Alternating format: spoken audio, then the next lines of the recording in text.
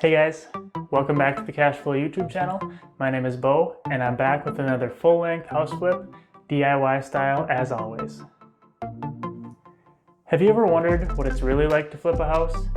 I'm not talking about the staged drama that comes with the HGTV style shows that you see on TV. I'm talking about a real-life, dirty, sweaty, mistake-filled house flip. If that's what you're looking for, then this video is perfect for you, as I'm going to show you exactly how we flipped this house from start to finish. If you're a real estate nerd like me, pay attention throughout the whole video, as I'm going to be breaking down the numbers as we go along. And if you want more, stick around till the end, as I'm going to take a deep dive into all the numbers on the house, such as what we purchased it for, the budget, and what kind of numbers we made in profit at the end. Or if you're just here to see the before and after pictures, we've got those as well at the end. But either way, let's get started with the demolition. One of the first big projects to do on this whole house was to redo the siding on the front porch. You can see that the porch had a different siding. It had this old brown wood siding on it than the rest of the house. The rest of the house was a yellow hardboard siding, and the garage was a white steel. But anyways, the wood siding was in pretty bad shape, so one of the first things we did was take it all off and put up new siding and replace a few windows. We're inside the porch here, and I'm taking off all the trim and then taking out all the windows, trying to be careful not to break the glass. And unfortunately, you can see there I got the garbage can. I did break one of them, so I had to clean up glass.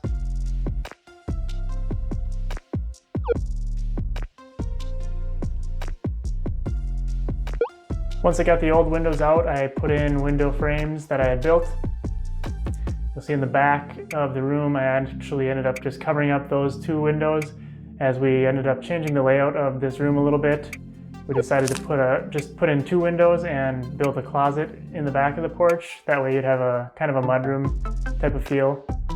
A better use of space in our opinion. Now on the exterior, I'm wrapping some new house wrap paper. There was black felt paper on the house originally, and it was in pretty good shape, so we decided to keep that where it was and just went over the new windows with this paper that we had left over from a previous project. Now I'm taping window flashing tape around the house wrap for the new windows. These are vinyl windows. They will hold up pretty well. They won't rot or anything like that. That's what I like to put on all of my houses. And that's pretty much all you can get anywhere at a big box store, unless you go to a specialty window store. It's going to be just a vinyl window. Back up in the upstairs bathroom, and I'm actually demoing some of the subfloor right here. There was a lot going on in this bathroom when we first ripped into it. We ended up taking out all the fixtures, toilets, everything, because we wanted to rearrange it a little bit. The subfloor seemed like it was sagging pretty badly. Didn't know if it had water damage or what the case might have been. Ended up finding out that whoever ran the plumbing to this bathroom had cut huge holes out of the floor joist below, and it was sagging pretty badly. And luckily, we were able to fix that. After we had a little bit of water damage from the bathroom itself, in the dining room below, we had to take down all the drywall in the dining room. And when we did that, we were able to see what the issue was with the framing, and then we were able to fix the framing a little bit and make it a lot more level and sturdy up in that bathroom. Back in the porch, this is actually my brother Dakota, who's doing the demo work here. You're going to be hearing me say we a lot in this video, and when I say we, I'm referring to myself and my brother and my parents. And that's because we actually bought this house as a family. We went and partnered on it. It's in a small town in Minnesota, population of about, I think, 1,200 or so. Kind of where I grew up, and that's how we found the deal. My parents actually found it, and they knew that we would be interested in working together on this, so ended up buying it together and splitting up the work and doing it all as a family, which was a pretty fun experience. Here I'm spraying all the ceiling paint. That's one of the easiest things to do right away, especially if you've got a sprayer, because it's messy. Get it all done with, and then when you're ready, you are able to paint the walls without having to worry about messing up the ceiling paint. You just spray a little bit of overspray on the ceilings so that your walls are covered, and then you come back when you're painting your walls and just get a nice trim straight line on the corners.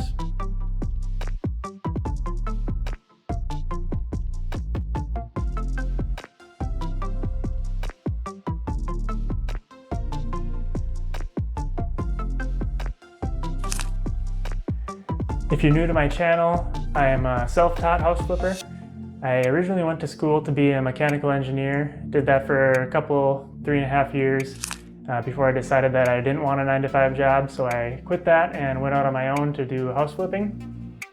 I didn't have a background in construction or in real estate itself, but I like to learn, and all of the skills that you see me do here, all the way from putting up tile to actually editing this video that you're watching here, it's all things that I've learned through watching YouTube videos of how other people do it and then applying it myself.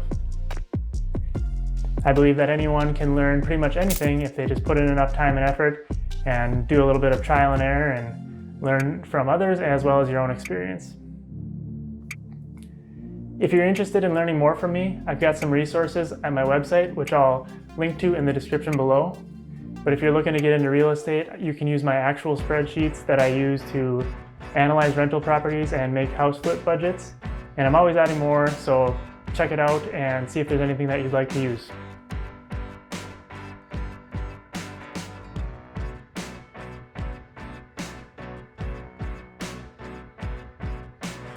Here we are in the main floor bathroom.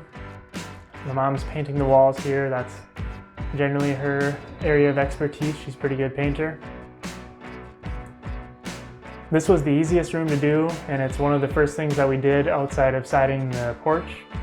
Reason being is, pro tip, whenever you're flipping a house, you always want to have at least one bathroom that is operational so you can use it while you're at the house doing work. I made that mistake once on one of the first houses I flipped, and you learn pretty quick that it's not worth your time to have to leave and go to the bathroom and come back, so always make sure you have one ready to go at the house that you're working on. This bathroom was easy because the shower was a stand-up shower and it already had tile in it. I don't think I really got any good pictures of it, but it was in good enough shape that we just cleaned it really well. And it's a nice white subway tile. It didn't need to be replaced. I believe this bathroom was added onto the house in the late 90s. So it was definitely dated, but we just got by with putting in a new floor and a new vanity and a new toilet, as well as painting, of course. And it turned out very nice and was the easiest room by far to do. And that's why we just got it knocked out right away, so then we had a nice bathroom to use the rest of the house flip. After I got the flooring in, then I installed the vanity. I had to do a little bit of work with the plumbing to get that to all line up the way it should. Once I got the vanity in place, then I could silicone and put the top on, as well as the faucet. And after that, I had to change out all the knobs on the vanity itself. For whatever reason, we get our vanities at Home Depot usually, and they always come with just the chrome handles and pulls on them for whatever reason. Which is super annoying because no one likes that anymore.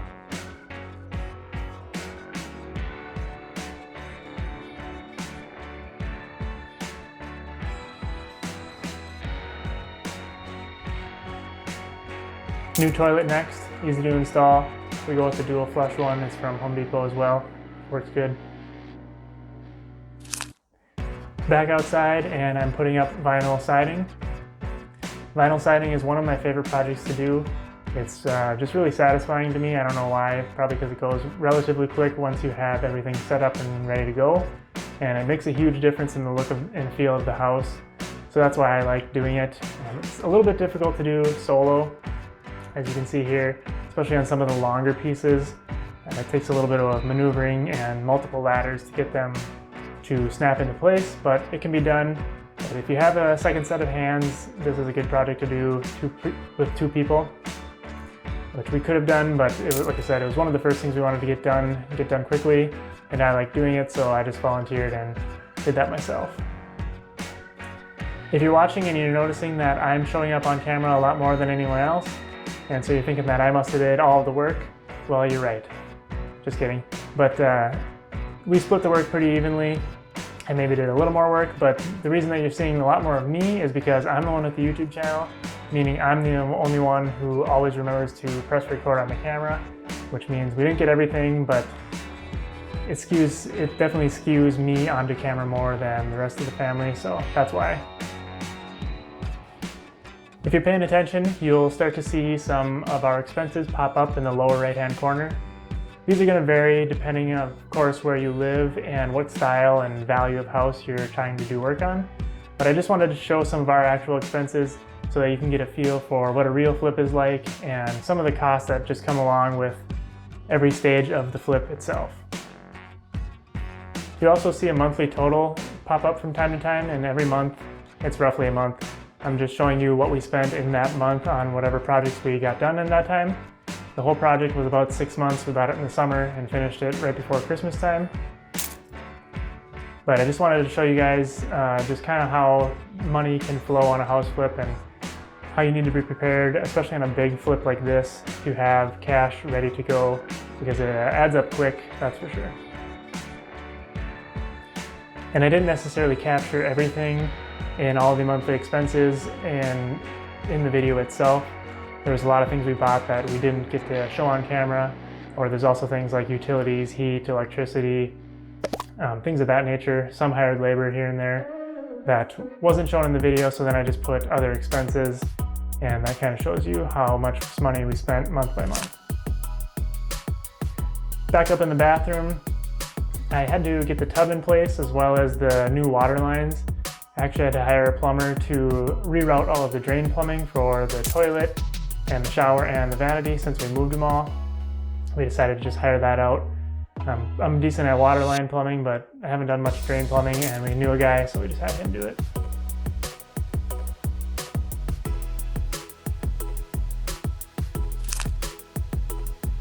In the kitchen here, we ended up demoing the old window and putting in a slightly smaller window. And the reason for that was the old window stuck down too far to put any lower cabinets in front of it. So we had to put a shorter window up a little bit higher, and then we could squeeze cabinets in between it.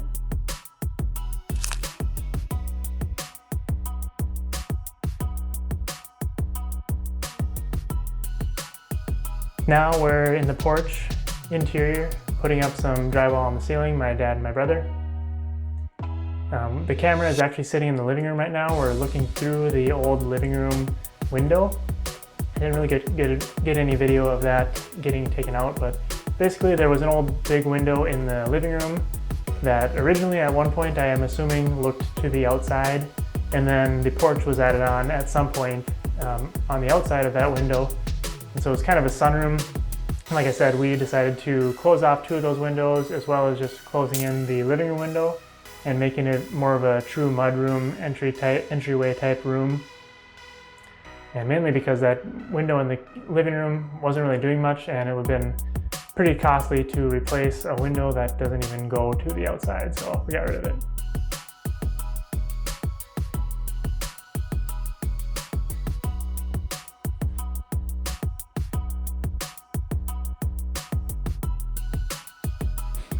You can see it's pretty dark here when they're finishing up the drywall. How it went is I'm the one who's full-time in house flipping, so I would come down on the weekdays and work during the day a lot of the times. And my family all has regular day jobs at the moment, so they would just work on nights and weekends mostly, which meant most of their time was in the dark.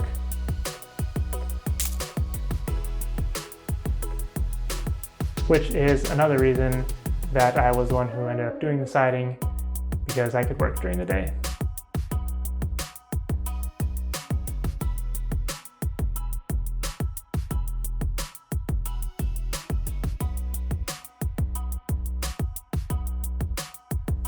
Once we got rid of that old window and the old frame, I built a new frame so that I could hang drywall on both sides of it. If you look closely at the ceiling, you can see we've got some can lights up there, but you might also notice that there's a couple of holes that look like they probably shouldn't be there, and those are compliments of my dad and my brother. And I gotta give them a hard time, because every time they do drywall, they seem to screw that up and they put holes where they're not supposed to be. Luckily, they were able to still get the holes in the right spot, and then when we had someone tape and mud this, they just repaired them, and you wouldn't even know they're there if we didn't have this GoPro set up, so just wanted to point that out. You can see us framing a wall here. That's going to be the wall that will be make the closet for the porch entryway. As you can see, we spent $4,600 in month 2, bringing our total to $43,000. I should point out that the first month, month 0, I had $35,000 already in there, and that's because we bought the house, which I'll go over more later. But we bought the house for $33,000, and then we had some closing fees and miscellaneous things like insurance, taxes, stuff like that. So right away, right off the bat, we spent $35,000 before we bought any of our materials. Here I am doing backer board in the upstairs bathroom. I like to use a product called Dense Shield. It's kind of like a cement board, but it's even better. It's already waterproof, so you don't have to go over it with any RedGuard or waterproofing membrane. All you got to do is put it up and then put silicone or some other kind of sealant on all the joints, which I do every time, and in the corners. I'm not sure why more people don't use Dense Shield. I've only seen it on a handful of videos. Maybe I'm missing something, but I learned about it from my uncle, who's done a bunch of house flips, and he swears by it, so I try it, and I like it way better than any other cement board that I've tried before. So I don't plan on stopping anytime soon. Tiling the bathroom, you can see the cost there were about $600 plus the cost of the tub, I suppose. So it's not as expensive as you would think. At least I don't think it is, because a fiberglass tub surround, you're looking at probably the same cost. Granted, it's a lot quicker, a lot less labor to do, but you don't get the nice tile shower at the end of the day. So I like to use tile in all my bathrooms if possible. Here you see a picture of me making a corner shelf, and what I like to do for those are just make some triangular shaped pieces and just take a full tile and cut it at an angle. And I take 2 or 3 of them, and then I sandwich mortar in between them, and then you set them on the row of tiles below and then sandwich them with another tile. I shouldn't say sandwich, you leave a gap, but you put another tile on top of it and mortar on the back. And I've done this on a handful of bathrooms now, especially like on this bathroom in particular. It was all exterior walls, so it makes it difficult to put a shower niche in, or nook, whatever you want to call it. So if you run into that scenario, these corner shelves work great, and they're not that hard to build. You can also see, I didn't get a great video of any of this, but we did a wood car siding ceiling, and we stained that and put a bunch of varnish on it, so it should hold up pretty well, even in a moist bathroom. We also have a bathroom vent fan, of course, so get any moisture out that way too. But we really like the way the wood ceiling turned out. It makes it almost feel like a spa when you go in there, just a little bit different. And we've actually started using those on some of our other houses as well now.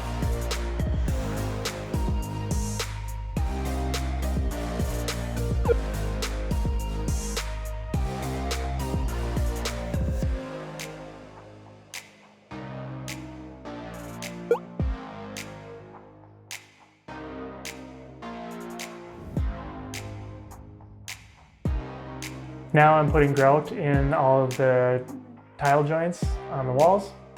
Grouting is definitely my least favorite part of doing the whole tile process. I used to get my wife to do it. She didn't really help much out in this house. She was pretty busy watching our toddler. She would watch the toddler and I'd go work, so can't blame her.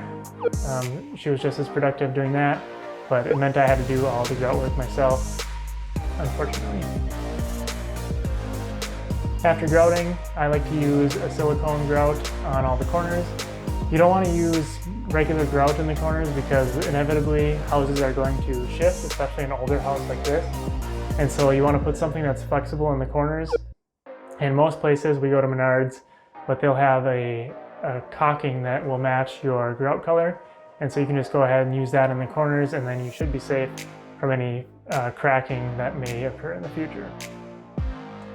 Went with all black fixtures in this bathroom for the shower and for the vanity. And then I had to prime and paint the new drywall, followed by installing luxury vinyl plank flooring. You can see my dog Keto here. I mentioned him in some of my previous videos, but we got him as we were working on this house. He's an English Bulldog, and he came out to hang out with me a lot of the time when I was working on this house, mainly because my wife didn't want to deal with Puppy, so she sent him with me. And he's pretty well behaved, so you'll see him laying around, taking naps, and chewing things up throughout the video. He likes to chew on cardboard boxes, so he got a hold of a few flooring boxes, but didn't end up wrecking anything, thankfully, so he's a good companion to have around. Now I'm installing the vanity again. You'll notice that this is the same style of vanity as the one on the main floor bathroom, but this one is gray. We wanted to get white in both, especially since we have gray tile and dark floors and kind of gray walls. So probably too much gray going on to have a gray vanity, but unfortunately this was at the time where stuff was hard to get, hard to come by supplies, and they only had gray available, so we just went ahead and got it to make sure we had a vanity. Here we are in the living room again. This is the opposite wall of the one big window that I took down and framed in. This window we did keep, of course, because it goes outside and it's a nice big window that lets in a lot of light. The downside is that it's really big and it was an old house, like I said, and so that means that none of the in-stock windows would work, so we had to do a custom order for it. So it cost a little bit more money, not the end of the world. But what sucked was it took, I can't remember off the top of my head, but it took a long time to get in, like months to get in, and luckily we got it before winter, so we were able to get it in. Just had to wear our sweatshirts in the fall. Here, my dad and my brother are in the kitchen again. My dad was putting in new framing along that wall because the old 2x4s there were just not very straight, and we wanted some nice backing to put the new drywall up on so it'd be nice and smooth to work with. So that's what he was doing there, is putting in new framing, and then here they are hanging drywall on the walls. We spent a lot of time debating and measuring and using online software to try to figure out the best layout for the kitchen. It was kind of goofy the way it was laid out. Most of the time your sink is near a window or something that you can look at. In this case it wasn't, and it would have been a ton of work and not even maybe possible to move the plumbing just due to what was below it.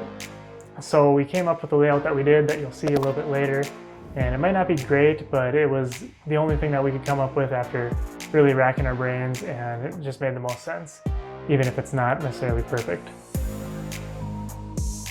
But that's what you get when you're dealing with old houses, and there's a lot of constraints sometimes that you don't have any control over, and this is one of those cases. You can see they put drywall right over the window in the kitchen here. Obviously they came back and cut that out later. We just didn't have the camera rolling for that.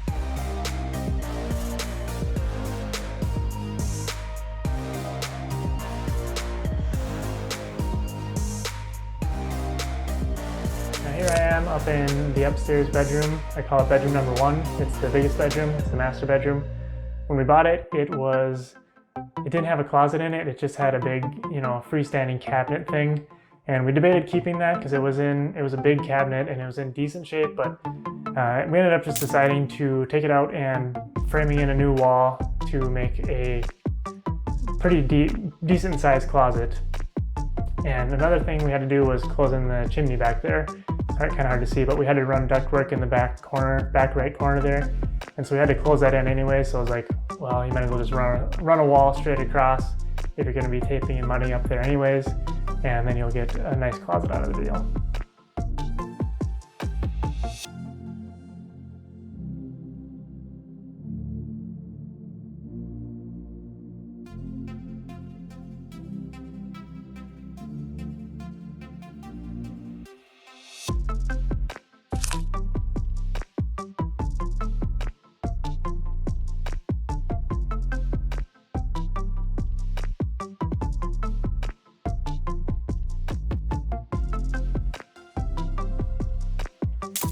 Here's my mom painting again. This is what we call bedroom number 3. It's a pretty small bedroom. It's a small closet, but it is big enough for a bedroom. Also upstairs, all of the bedrooms were upstairs in this house. We're painting here in the bedroom number 2, which is a good sized bedroom, not quite as big as bedroom number 1, but significantly bigger than bedroom number 3. I don't know what's going on here with that door. Must be some sort of ghost in this old house, but it just keeps moving on its own, kind of creepy. The paint that we're using here is Super Paint by Sherwin-Williams. That's the model of paint. And then the color is Agreeable Gray. Personally, I don't really like it. I think it's a little bit too tan. It's a weird color because depending on the lighting and the flooring and everything that's surrounding it, sometimes it looks gray and looks really nice to me, and other times it looks super tan and not my favorite. I'm just not a fan of tans. But a lot of people like it. It's a very common house flip paint color, especially right now. And it turned out okay, but just not something I would choose in the future personally. Being that we're in the kitchen painting now, obviously that means that the drywall is now taped in mud.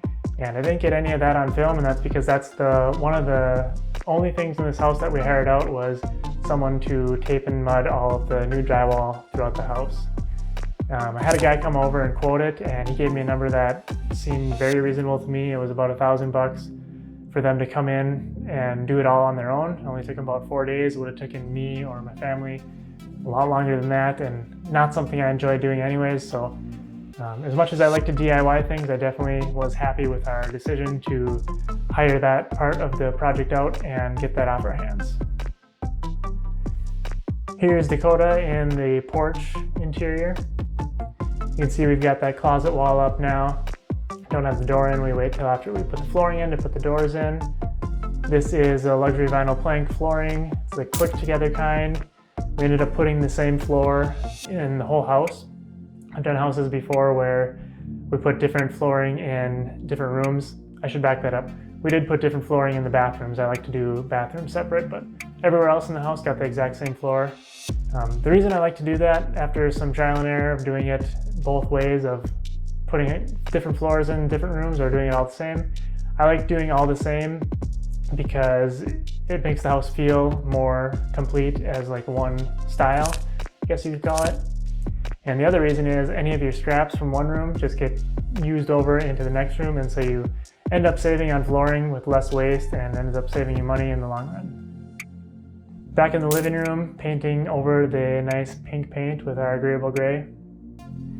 You can see that back wall is where the window was, and now that it's taken out, I still think there's plenty of natural light with that huge window on the right there. And just kind of thinking of it logistically, if someone's gonna live there, there was nowhere to really hang a TV on the wall or set a TV if there was two windows in there. So I think whoever lives there will probably set up their TV where that old big window was. Putting in more flooring here. This room had nice original hardwood floors in it. They were in pretty rough shape though. So we debated going back and forth and decided not to refinish them. You know, a lot of people like that look and like to do that, but it just wasn't as cost effective or time effective for this project.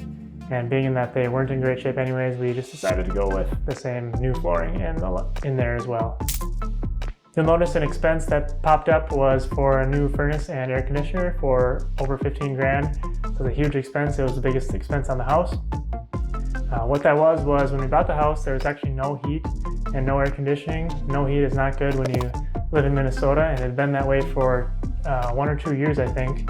So I'm sure the pipes froze, and we actually did have a little bit of a pipe burst in the upstairs bathroom, which caused a bunch of damage in the dining room here that we just had to replace some drywall. But anyways, where I was going with that is we had to get a new heating system, and rather than replace the old boiler and radiator system that they had, which kind of sucks because then with the radiators, they just take up so much space throughout the whole house, like you saw in all the before pictures.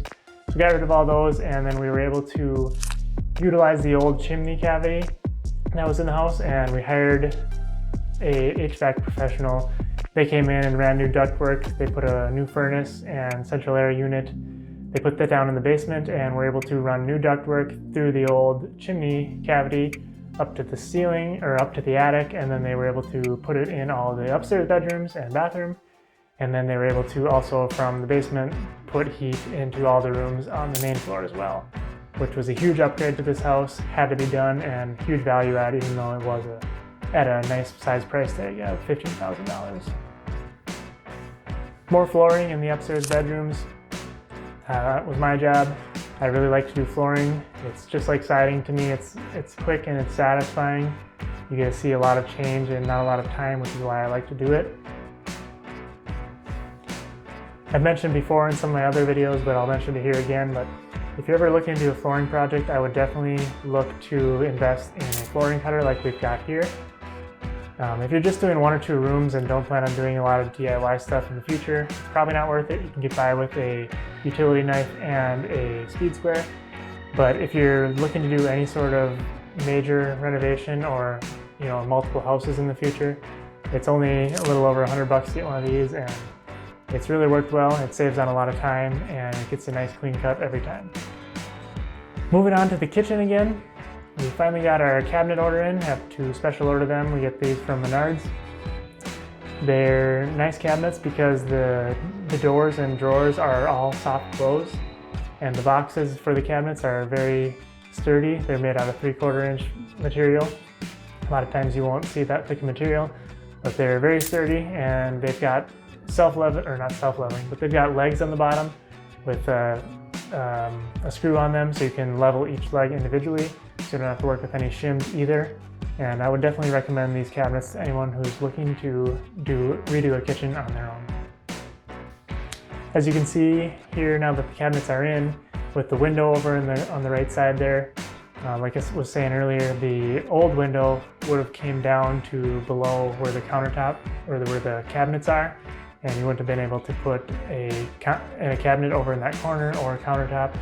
And so that really would have limited our options to the layout, so that's why we replaced the window with a slightly smaller one.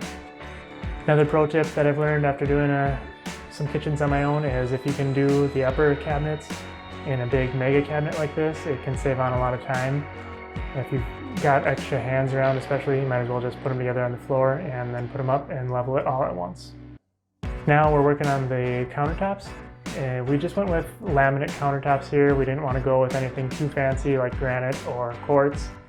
Reason being, and I know a lot of people like to do that, they say kitchens sell houses, and I agree they do, but you also have to look at what the maximum value of this house is. And being in the small town that it is and being an older house to begin with, it's just not going to fetch a super high number. And so putting in expensive countertops versus laminate, it's not going to change what the house is going to sell for. It's going to sell for roughly the same number either way, so you might as well take the most economical option and go with laminate countertops, which are nice countertops themselves anyways, but they're just not what some people look for in a high-end flip. But this is not a high-end flip by any means.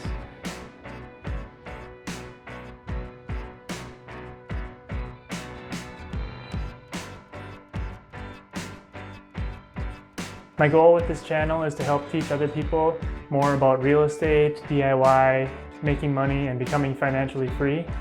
I'm trying to make it there myself, and if I can help as many people along the way, that would be great. So if you like what I'm doing, please subscribe to follow along and hit that like button.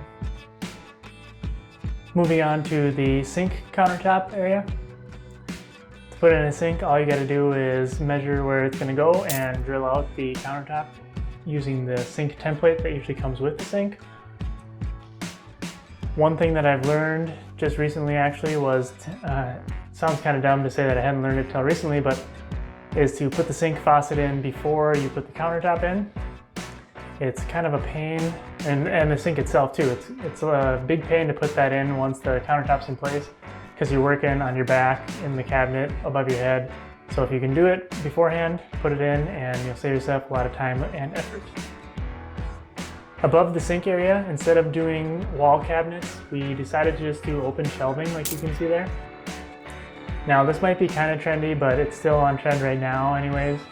And another reason we did it is because to do upper cabinets with the hallway right to the left there, it just pushes that out that much further in the wall, and especially opening doors and stuff like that on the upper cabinets wouldn't have been a good idea with that cabinet there. So it makes it feel a little more open walking down that hallway as well with the open shelving. We did add a few recessed lights in above the open shelving and above the window there. Can't really see, but there's a soffit box above the upper cabinets that we had to keep in place in order to run some wiring to some of the outlets and such and in the kitchen. And so we decided to just go ahead and throw some lights up there. So the kitchen is very well lit, which is always a good thing.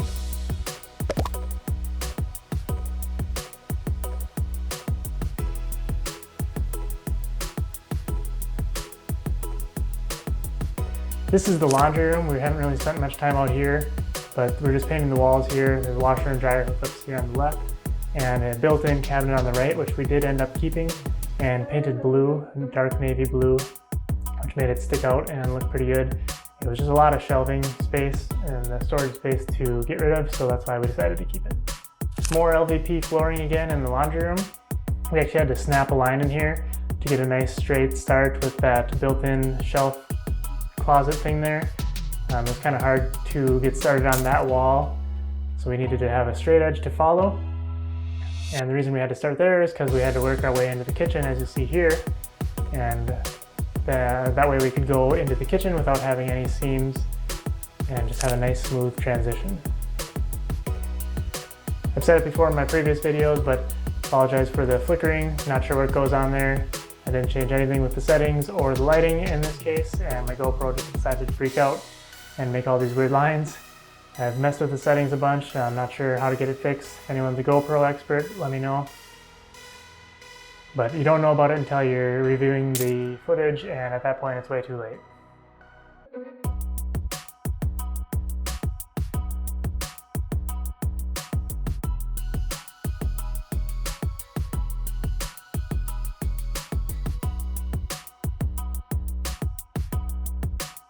Here I'm installing the dishwasher as well as the microwave.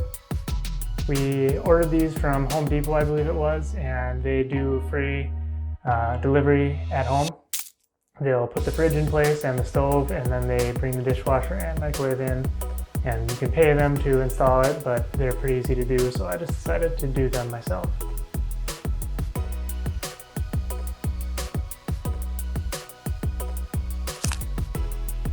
Now we're back up in the upstairs bathroom, putting trim on the window and the baseboards, followed by shiplap on the walls. Now this shiplap is something that if I had a do-over, I would do it differently, and by do it differently, I mean I wouldn't do it at all. Or maybe I would, but I'd just paint it white instead. We went with a gray and tried to kind of make it a little bit lighter gray, but it ended up looking pretty much the same color as the tile. So that wasn't great. The reason we did shiplap at all in the first place was because there was pretty bad plaster and drywall in the entry of the bathroom area there, and we thought the shiplap would cover it, but in hindsight, we should have did it a little bit differently, but oh well. In bedroom 2, you can see we put in new windows. That was the only bedroom upstairs we had to put in windows because previous owners had replaced all the upstairs windows about 5 or 6 years prior to us buying the house, but for whatever reason didn't do those 2 rooms, so we replaced them. Now in the porch, I am putting in all of the trim around the windows and doors and baseboards. I didn't catch much of the trim in the rest of the house. Again, one of those things where we just didn't have the camera set up, but we just use white trim throughout the whole house for the most part.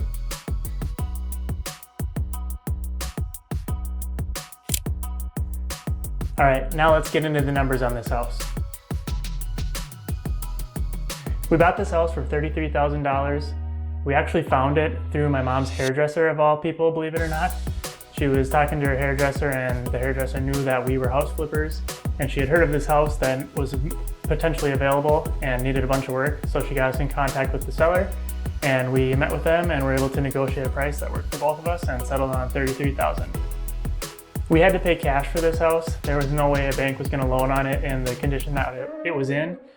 So it sounds like a lot of money, but it wasn't too bad because, especially split 3 ways between myself, my parents, and my brother, we each just had to put in $11,000 to buy a house, and that's not bad at all. When we bought it, we figured that it would be worth anywhere from $120,000 to $150,000 all fixed up. I know that's a pretty wide range, and even that wasn't actually correct, but it's a small town, and in these small towns, it's really hard to get an accurate after repair value, because there's just not a lot of data to go off of. There's not that many houses that sell in a year, so you're just working off of limited data, and there's not much you can do about it. Just take your best guess. So that was our guess. Knowing what it was potentially worth, our initial plan was to keep it as a rental property and to use the BRRRR strategy to pull all of our money out. That was our plan from the start. If you're not familiar with what the BRRRR strategy is, check out my channel to learn more about that. Now let's move on to the budget. Our budget here for this house was $30,000. And admittedly, this was probably one of the worst budgets that I've done. It was not super accurate at all. I didn't even go in this house myself prior to us agreeing to purchase it. I would not recommend that. It's not the best way to do things, but being that we had it under contract for such a low price of $33,000, we knew that we would have a lot of wiggle room. And so we didn't really spend a ton of time getting our budget nailed down. Again, not the best advice, but if you get the house for the right price, it just goes to show that even if you blow past your budget by 20 grand like we did, you can still end up making a good amount of profit. As you saw in the video, we spent about $50,000 in total on all the renovations. So we went way over budget, but again, being that we got it so low, that's how we were able to still make it work. The main things that we went over with on the budget were the furnace and the air conditioner and the ductwork that came with that. That was quite a bit more expensive than we had initially thought. We'd never done something like that before, and it just cost a lot more than what we had planned for. Other things were just some of the siding, the windows, things like that. It just adds up quick when you don't go line by line and get things really nailed down on your initial budget. So all in for this house, we were $83,000 cash. That's the purchase price plus our renovation costs.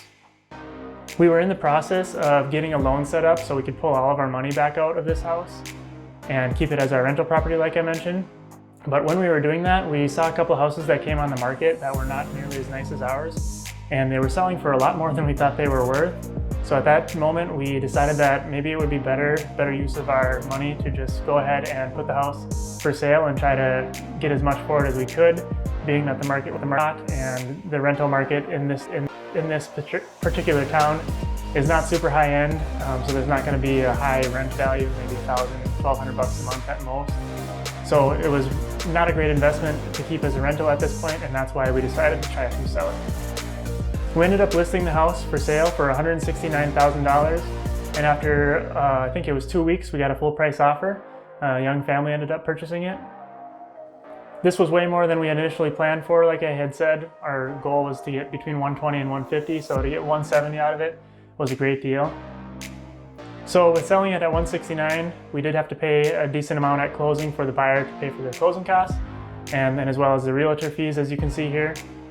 So if we take that and subtract all of our expenses, our purchase price, and our renovation costs, we are left with a profit of about $70,000. That $70,000 is pre-tax money, of course. We don't get to keep it all, unfortunately. Wish we would after all that hard work.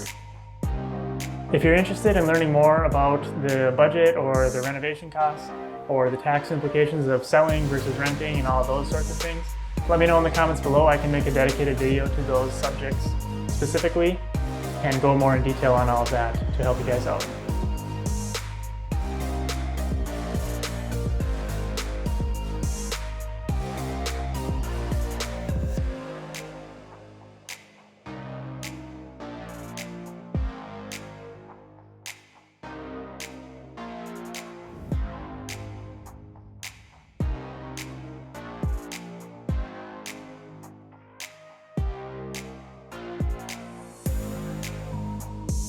There you have it. There is our house flip.